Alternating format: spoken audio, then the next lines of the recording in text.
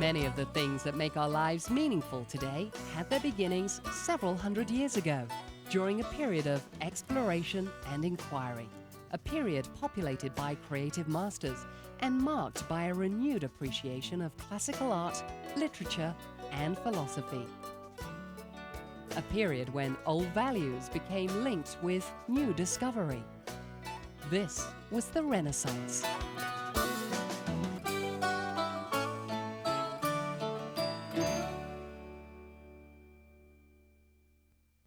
The Renaissance began in Italy in the early 14th century. By the time it ended, roughly 300 years later, it had spread throughout Europe. The Renaissance begins in Italy for various reasons, and the list is too long to cover completely. This is Carlos Eyre, Professor of History, Yale University. One of the major reasons the Renaissance begins in Italy is its political organization and its economy. The fact that the Italian city-states are thriving and creating a merchant class and what we might call a middle class that can be educated and can read, and a civilization in which there is enough money left over to produce works of art in great number. There's another reason too. Italy had never disintegrated culturally at the same rate as the rest of Europe. So that therefore you also had right there at hand all of these classical models, not just in architecture, but also in art and also in terms of the texts that had been preserved. The term Renaissance is a French word that means rebirth. It refers to a period in our history when scholars rediscovered the value of the individual by studying the ideals and artistic expressions of ancient Latin and Greek authors. This movement was called humanism.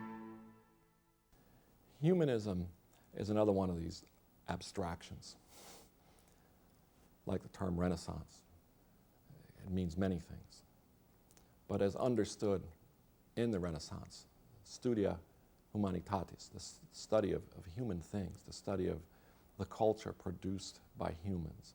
That's simply what it means in its simplest terms. Something that's often assumed about the Renaissance is that this necessarily had to have been a time of peace or of general happiness. Thomas Arnold, Assistant Professor of History, Yale University. Why else, for example, could someone like, say, Michelangelo have the free time and the incentive to carve a David if it wasn't a happy age? But the truth, more accurately, is that troubling times, trying times, inspire individual human beings to reevaluate and re-understand and to create anew.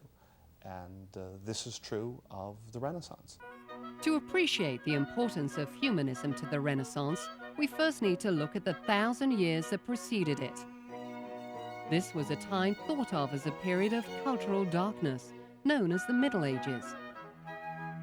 A period dominated by Christian ideals, and where great emphasis was placed on the supremacy of God over human beings in all affairs.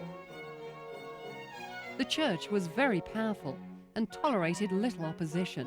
So rigid was the Church that creative thought and new ideas in most fields of study was stifled.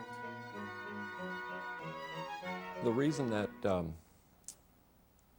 during the Renaissance, the classical past could be upheld as a model, and that some people could consider that progress rather than going backwards, is that in their view, their culture that they lived in, which is still enmeshed in what they saw as a dark age, dark culture, they thought everything had sunk to its lowest level, and that classical civilization was much higher, so much better, so that returning to that was very much like climbing a peak.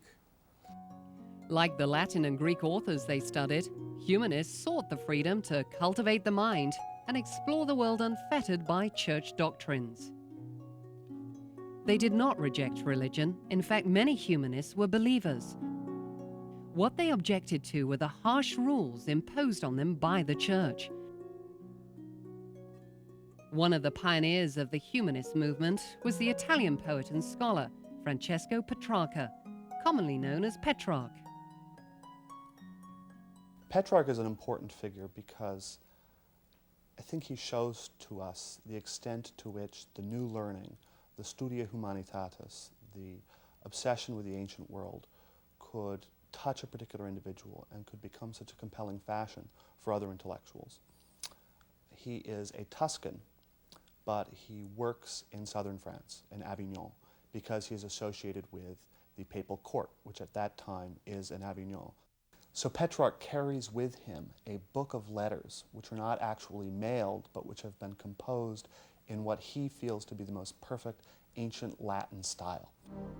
Historians often reach for a particular figure to use as a benchmark or as an example of what a period is all about.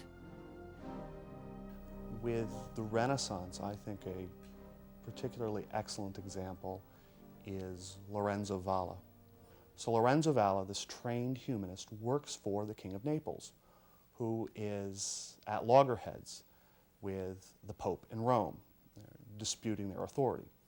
The Pope in Rome based part of his authority on a document known as the Donation of Constantine, which was supposed to have granted to the Pope by the Emperor Constantine in the 4th century AD all sorts of powers.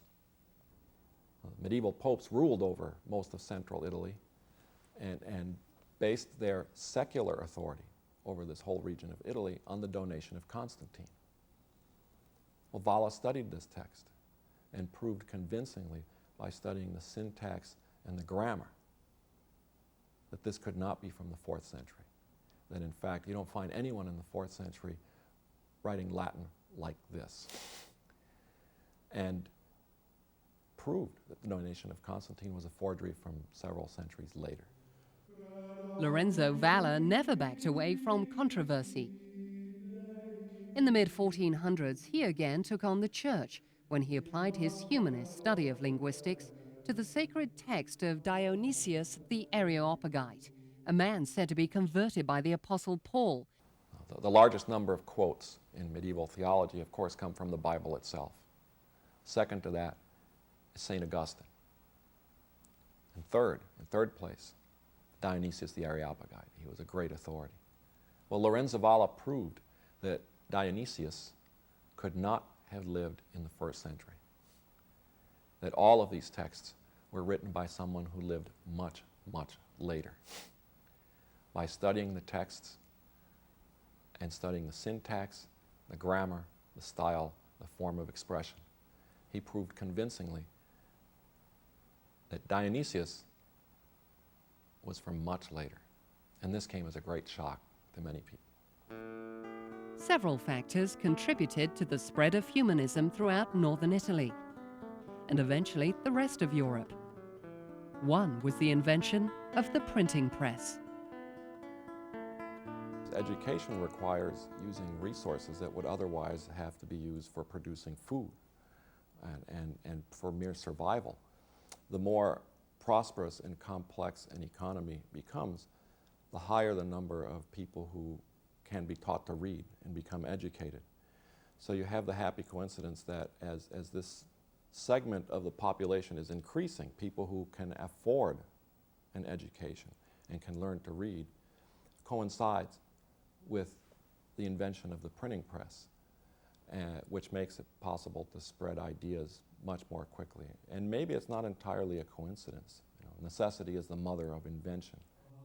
Prior to the Renaissance, books were produced by hand, usually by monks or paid copyists. Each volume was painstakingly copied and bound.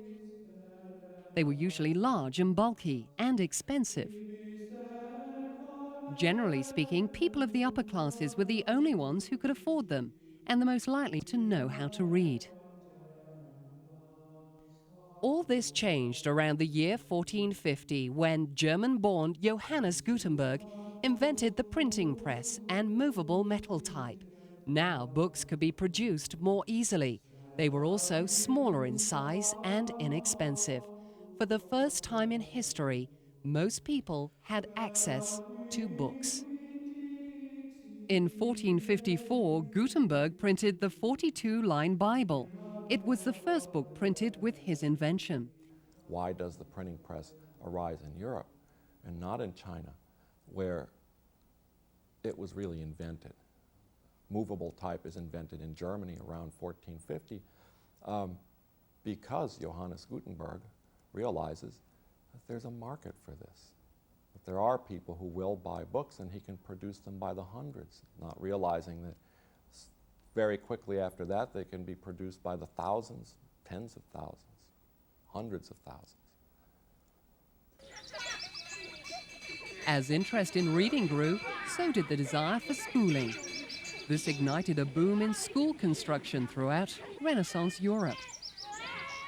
And this again shows why there is perhaps an association of increased literacy at the end of the Middle Ages and the early Renaissance in Italy, because here is where you see the most flourishing in general urban communities who have the merchants and the money changers, the bankers, who need to be able to keep books and keep books properly. They need clerks, and clerks need to be able to read and write.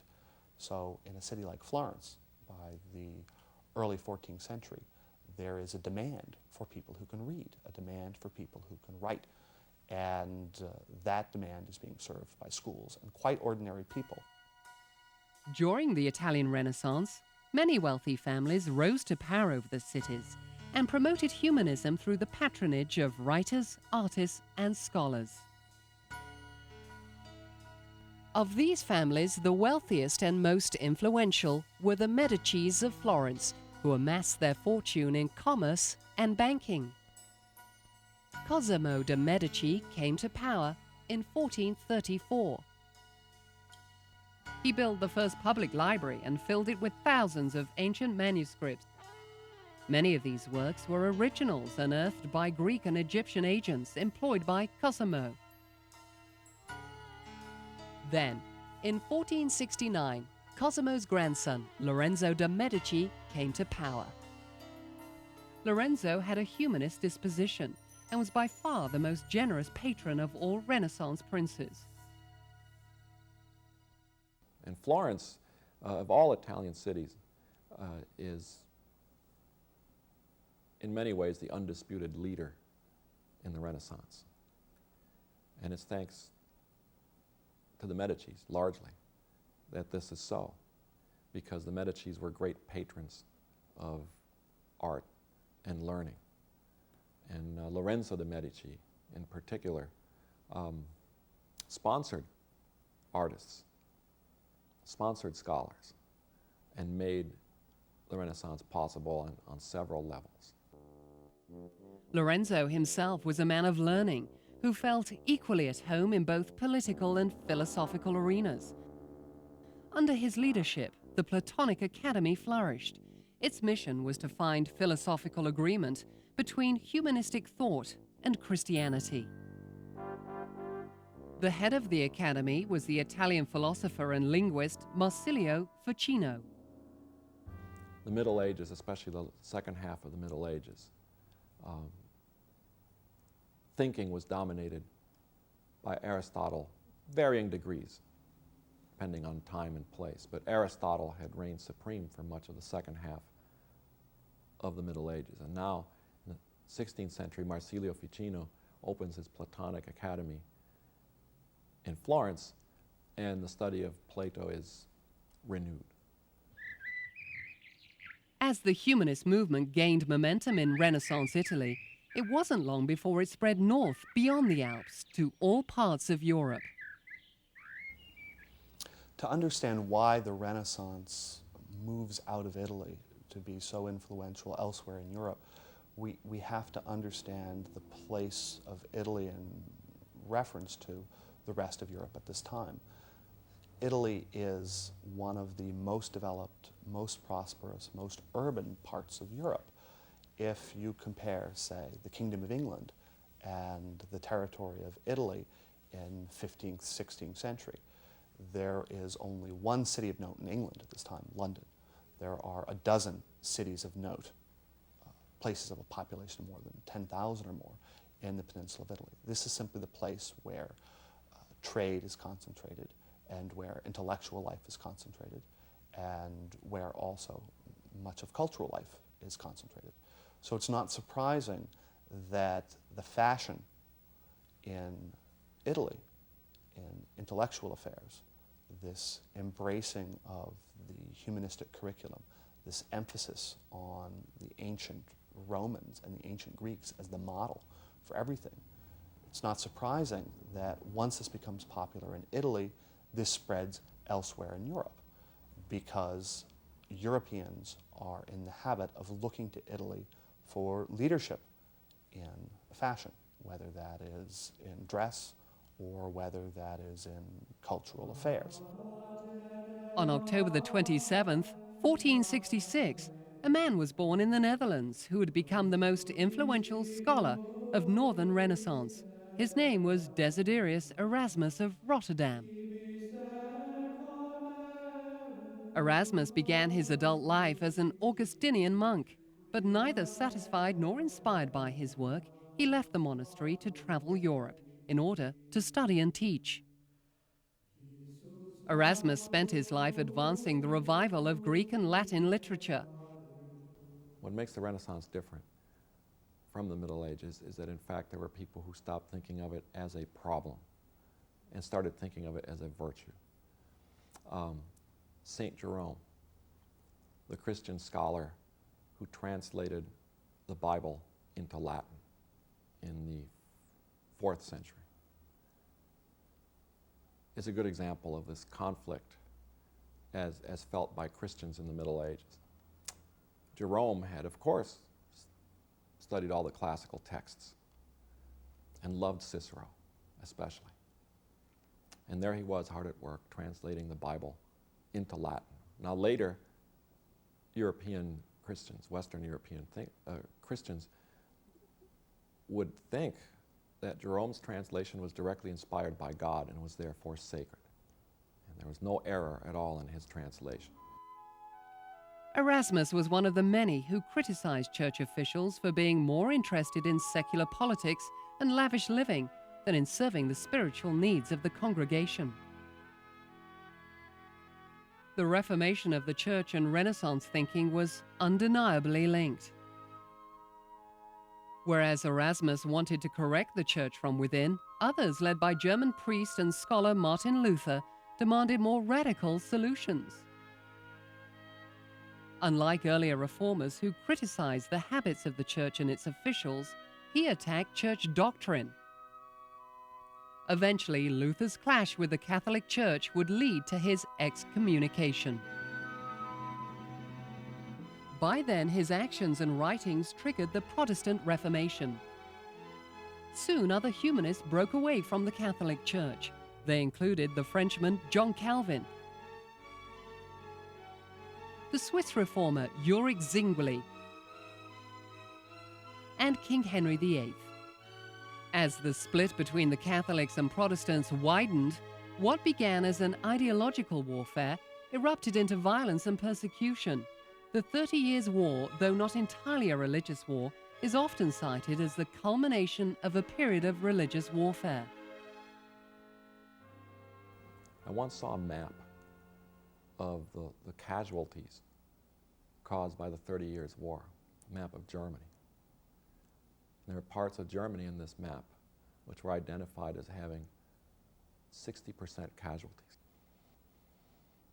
as a result of the 30 Years' War. 30 Years' War is not entirely a religious war, but it's often cited as the culmination of a period of religious warfare.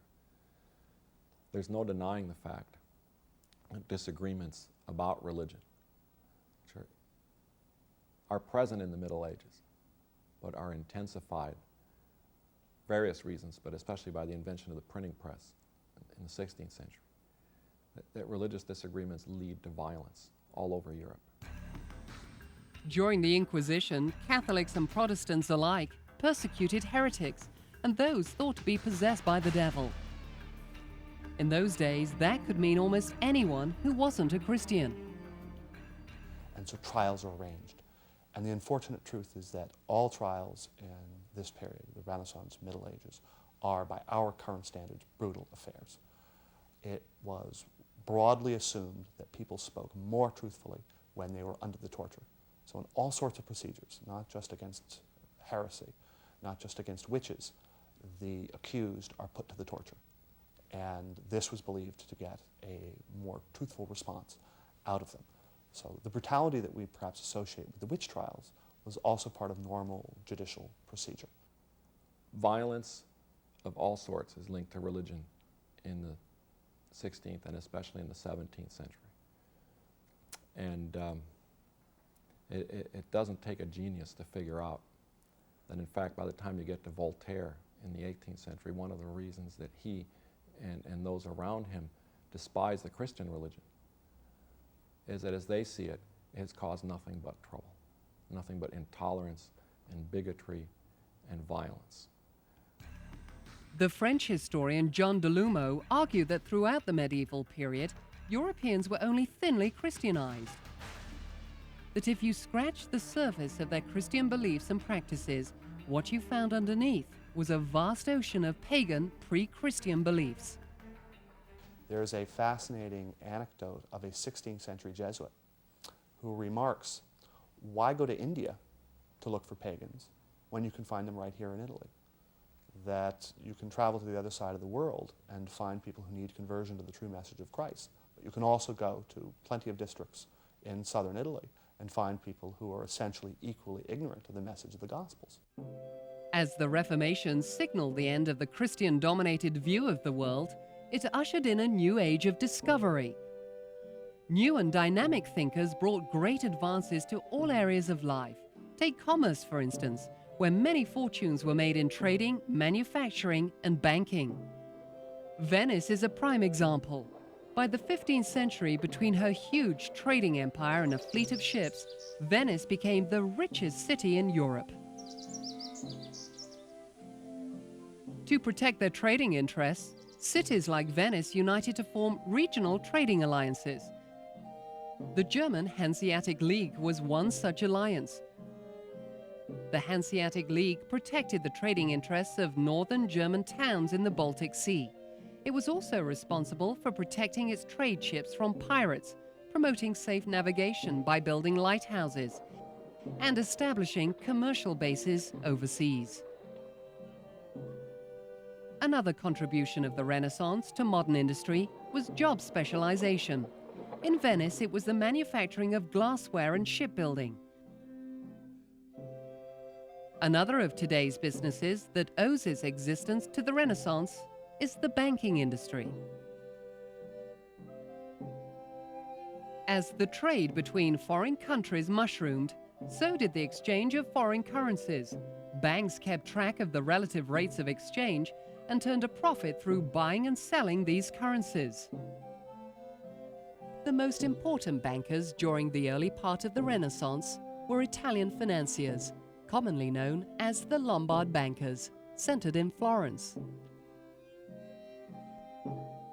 The Italian gold coin, the florin, was accepted throughout Europe and the Near East.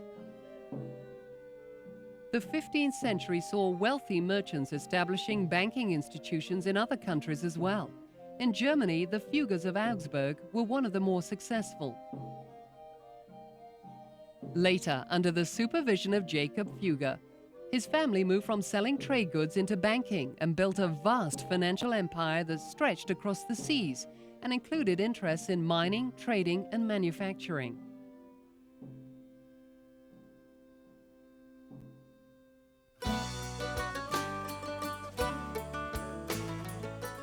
As commerce evolved and modernized, so did the political landscape. Sir Thomas More, for one, was the chief administrator for Henry VIII. One of the most controversial political theorists was the Italian statesman Niccolo Machiavelli. In his book The Prince, he extols the virtues of tyranny the rulers must use to maintain power. Since Machiavelli supports a republic, some scholars believe The Prince was a satire. Others argue that Machiavelli was merely describing the political reality of the day. Machiavelli is a fascinating figure in part because his literature was essentially accidental. He was an official of the Florentine Republic. He was an important diplomat. He made important diplomatic missions for the Republic of Florence, representing them in Rome and in France as well as elsewhere. He was therefore a man with real knowledge and real access to the real politics of the Renaissance in the very late 15th century and early 16th century. But he loses his job when the Florentine Republic collapses. The advice he gives is probably not terribly different from the advice that any top official, political world, would give to a prince or to a ruling state at this time. And it is the happenstance of Machiavelli's desperation for a job at a particular moment which causes Machiavelli to be the man that we associate with Renaissance politics, rather than any of several dozen or hundred men, contemporaries of Machiavelli, who were also assisting and administering the affairs of state, the Italian principalities and republics. The period of the Renaissance is also the period of exploration for Europeans, exploration and colonization. They coincide, and it's no accident. One of the factors that makes the Renaissance possible, as I said before, is the improvement of the European economy. And that improved economy was made possible by an expansion of trade. Trade was expanding. The reason that Europeans turn into great explorers is that they are looking always to expand their markets and to obtain goods which they know will sell, that have a market in Europe. So they're seeking to get to Asia because there are so many goods in Asia that will sell in European markets, especially spices and textiles, especially silk. At the onset of the Renaissance, people thought the world was flat. This changed in the 14th century when the writings of the ancient geographer Ptolemy were recovered. In them, he proposed that the earth was round and that a ship could reach India not by sailing east, but by sailing westward. Queen Isabella of Castile gives Columbus the funds to make his crazy trip, to go west instead of east, because he tells her the world is round. There you have an aspect of the Renaissance coming into play in exploration, the idea that the world is round rather than flat. It's an idea that the ancient Romans had accepted. During the Middle Ages, it had been kind of forgotten or ignored. To argue that one can get to China by sailing west rather than east, and having a monarch believe that and give you the money to make the trip, requires that kind of cultural change that was brought about by the Renaissance. One field of study captured the spirit of the Renaissance more than any other: art. Freed from the church's grip, artists found the study of nature and the human anatomy more interesting than the religious symbolism. They explored values like grace and beauty found in nature, and they experimented with new techniques. The center of this revival in art was Florence, but it flourished in many other Italian cities. So these cities, Venice, Florence, Milan, Genoa, to a lesser extent, Naples even in the south of Italy, these cities are centers of economic production. And from that success, you have the raw material, you have the cash that can pay for the artists, that can pay for the architects, and that can be indulged as one family exerts its ambition over and against another family by endowing a chapel or by paying for a picture to be painted. And so we see a direct connection between the material prosperity of Italy and its cultural aggressiveness even. The early Renaissance in Italy was a time of great experimentation. No one artistic style dominated the period. The results were a number of innovations that paved the way for modern art.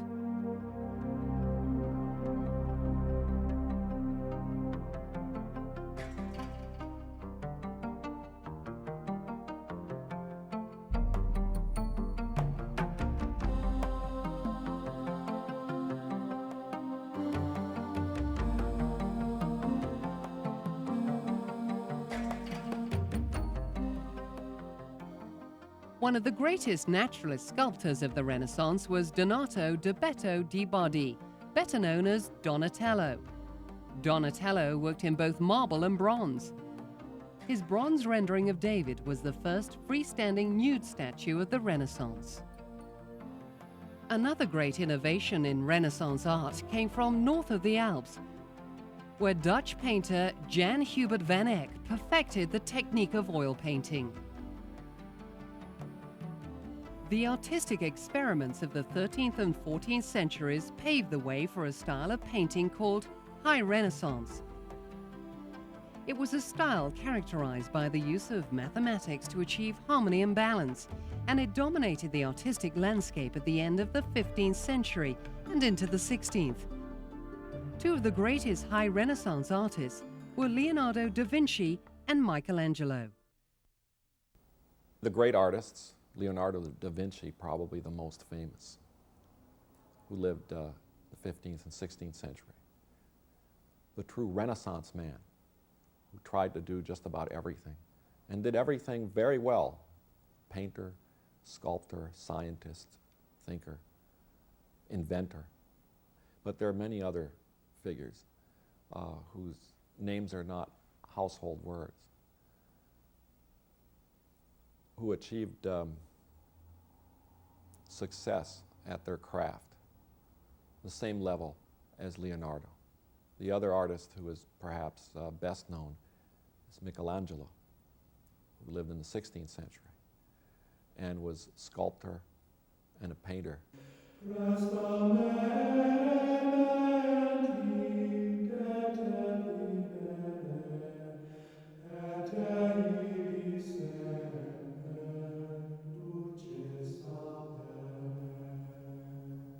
Who dazzled everyone around him. Everyone recognized him as a genius. With reason. With reason. And even the popes sought out Michelangelo for the building of St. Peter's in Rome, for the decoration of the Sistine Chapel.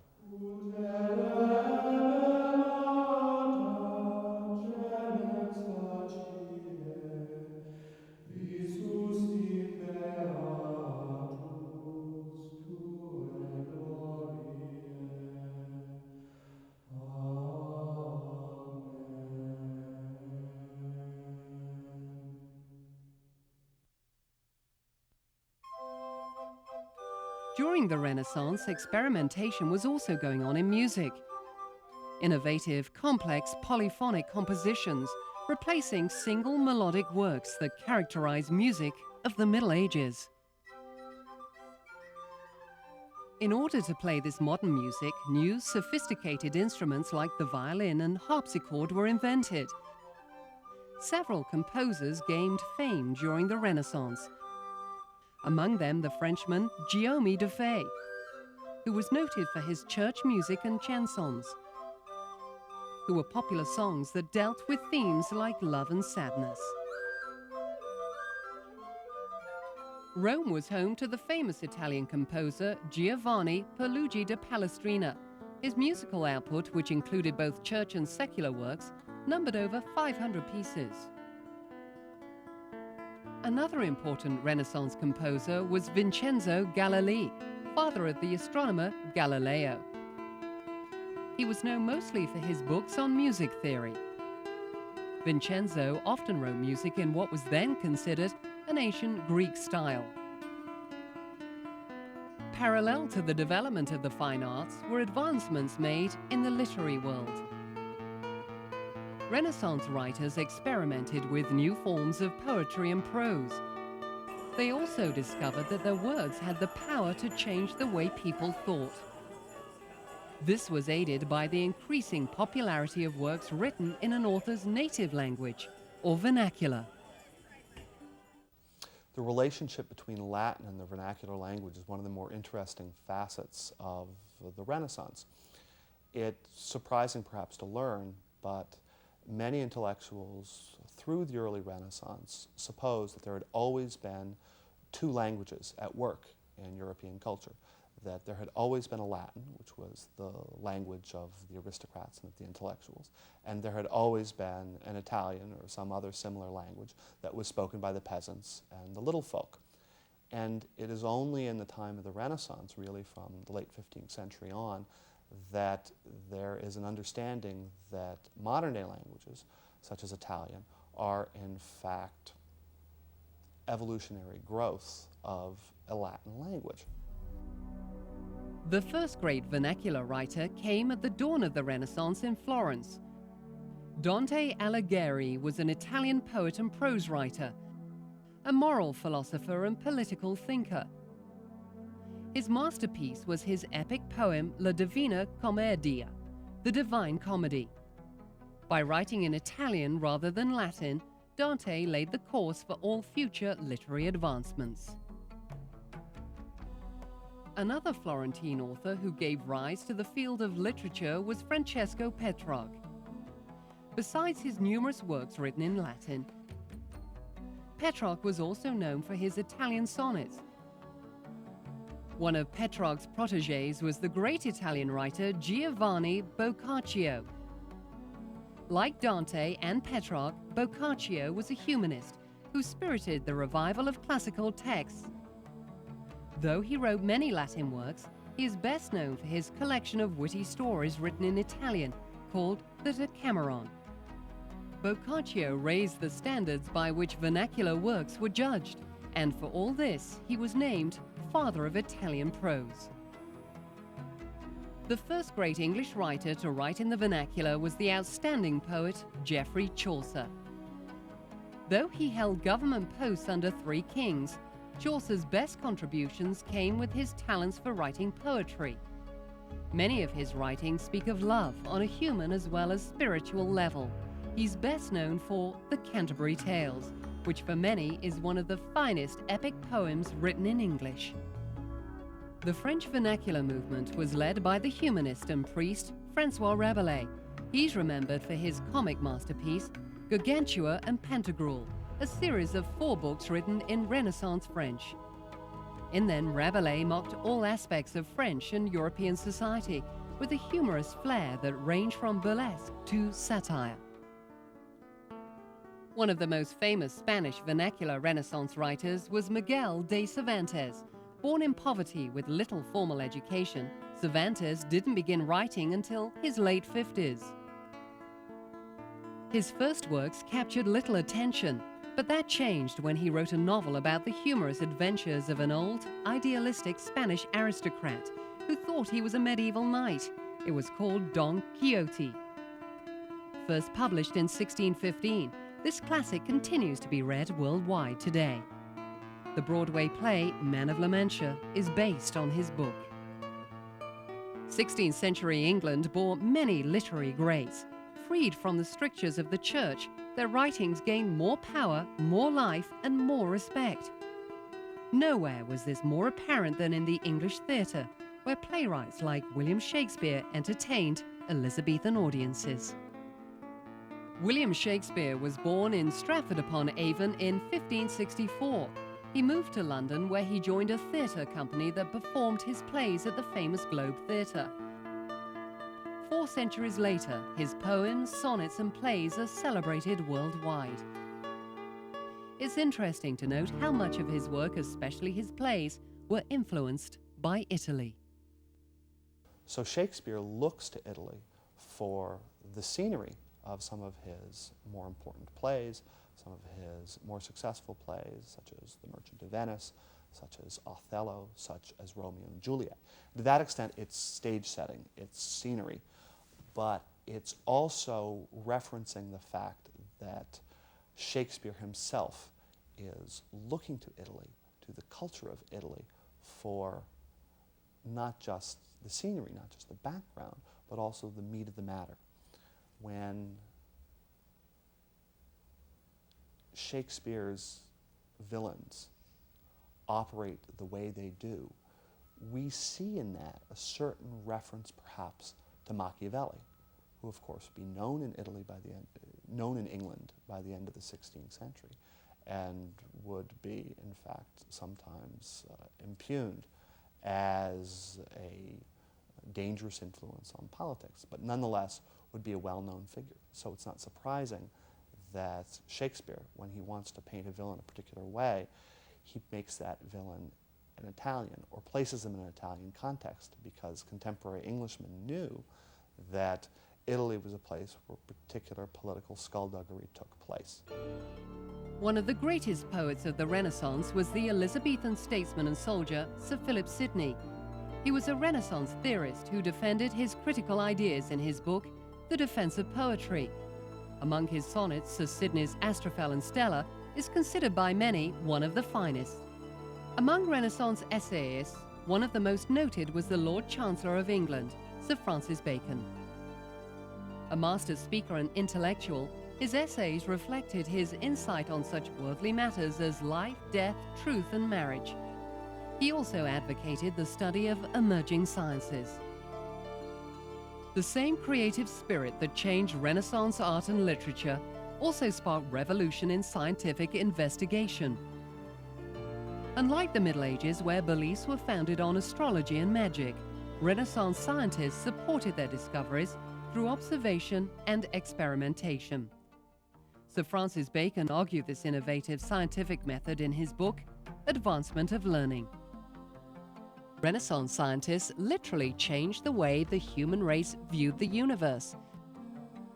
It wasn't until Polish astronomer Nicolaus Copernicus came along that Western civilization accepted the fact that the sun was the center of the cosmos and not the Earth.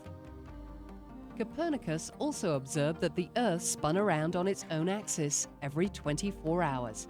He compiled his theories in his book, 6 books concerning the revolutions of the heavenly orbs, published the year of his death. Tycho Brahe added to Copernicus's work by measuring the positions of the stars and planets more accurately than anyone before him. And in Germany, Johannes Kepler concluded that the planets did not revolve around the sun in circles, but in ellipses. Kepler gave us the first working model of our solar system. The Italian philosopher, astronomer, and mathematician Galileo Galilei was among the first scientists to study the heavens using a telescope. With this new invention, he attacked problems of motion and astronomy. He also showed that there were mountains on the moon and satellites orbiting Jupiter. Galileo's observations confirmed Copernicus's theories about the sun being the center of the universe, and for this he was branded a heretic by the church. He was brought before an inquisition and forced to reject all his discoveries or else be put to death. He spent his last years under house arrest. The Roman Catholic Church had one institution, the Inquisition, which in Anglo-American scholarship has always been painted in very, very dark terms as intolerant and extremely cruel. What recent scholarship has uncovered is that the Inquisition, run in places like Spain, Rome, other places in Italy, was no more intolerant or cruel than similar institutions set up by Protestant churches, places like Geneva, for instance. Long after Brahe, Kepler, and Galileo died, scientists were still struggling with questions about motion. If the Earth spins on its axis, why don't we fall off the Earth? What makes it possible for the Earth to remain suspended in space? And how does the Earth move around the Sun? It wasn't until Isaac Newton discovered the laws of gravity and motion that these questions were finally answered.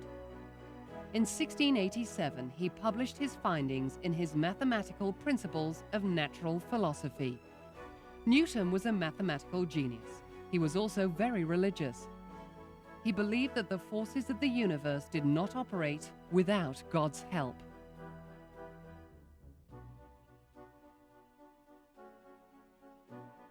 The Renaissance also saw advancements in medicine.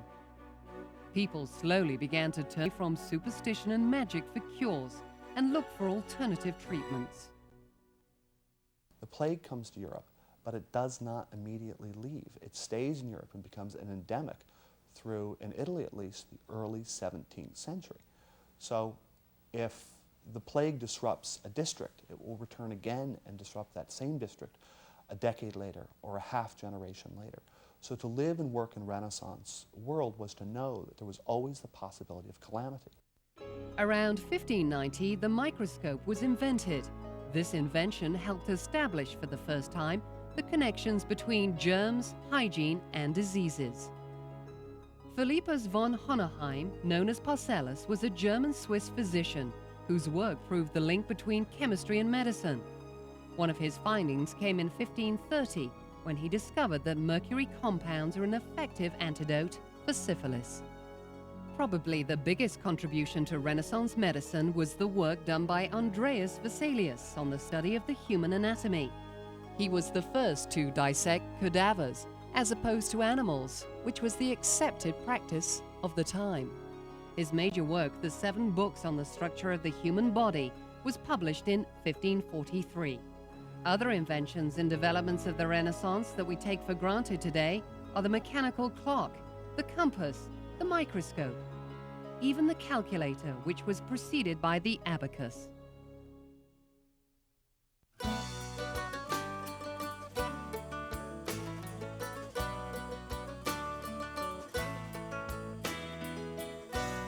It's hard to imagine living the lifestyle we enjoy today without the Renaissance. It was a period that stirred the imagination of geniuses and the ambitions of modern man by looking back to ancient times for ways of making the future better. The next time you log onto the internet, or simply check the time, or read a book, remember that it all started in an age we call the Renaissance.